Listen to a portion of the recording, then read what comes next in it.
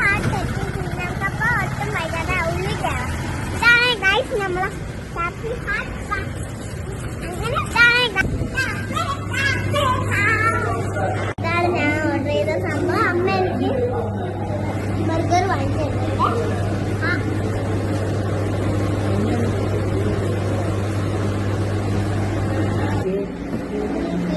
വാങ്ങിച്ചു, പെപ്സി വാങ്ങിച്ചു. അപ്പൊ നമുക്ക് കഴിക്കാം.